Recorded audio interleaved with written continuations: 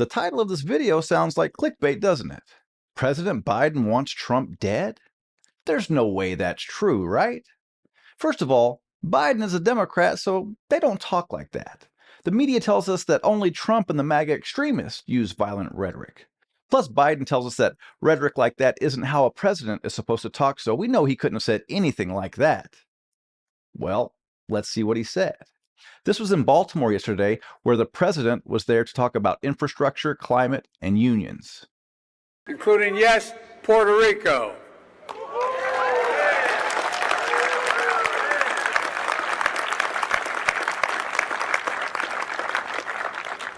Well, I'd take that guy for a swim out there. Anyway. So what do you think? Is that a threat? Now, I will add that he didn't say that he was going to do it, but he said he would like to. What that means is that he would like to see Donald Trump dead.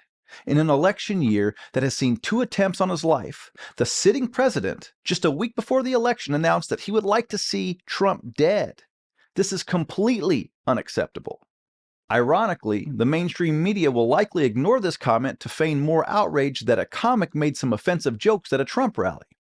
A rally many Democrat leaders and media outlets reported to be akin to a Nazi rally at Madison Square Garden.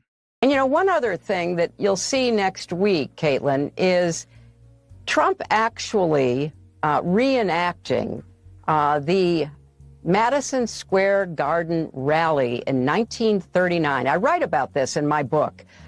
President Franklin Roosevelt was appalled that neo-Nazis, fascists in America were lining up to essentially pledge their support for the kind of government that they were seeing in Germany. Donald Trump's got this big rally going at Madison Square Garden.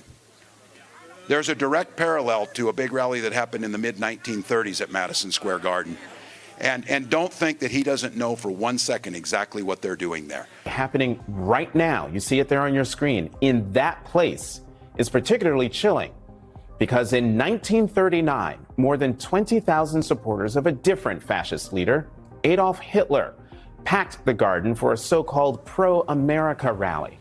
These people have no problem making baseless claims that Trump and all of his supporters are Nazi fascists. What would be kind of hilarious if it wasn't so sad is the fact that after the rally, the Democrats are claiming it's Trump who's trying to divide America. I think last night Donald Trump's event at Madison Square Garden really highlighted a point that I've been making throughout this campaign. He is focused and actually fixated on his grievances, on himself, and on dividing our country. So let's just wrap this up nice and tight. President Biden says that he would like to see Trump dead. The Democrats and their media mouthpieces are claiming that Trump is a Nazi-style fascist, and that his rally in New York was done to pay homage to a Nazi rally that happened there 85 years ago. And if he's elected, he will end democracy. And, oh yeah, Trump is trying to divide the country. These people are ridiculous. Or Puerto Rico, where I'm in my home state of Delaware, they're good, decent, honorable people. The only garbage I see floating out there is his supporters. They've been the party of division for my entire life. You're pro-life? They call you anti-women. Want a border wall? They tell you you're xenophobic. Want men to stay out of women's sports? You're transphobic. You want low taxes? You must hate the poor. This list could go on forever. The Democrats have chosen to make any position they don't like to be born out of hate. You see, Trump doesn't have to divide the country because the Democrats have already done it. And that's the simple truth. Hey guys, thanks for watching. And if you all want to support this channel, check out the links in the description and let's keep putting some common sense back into the great debate.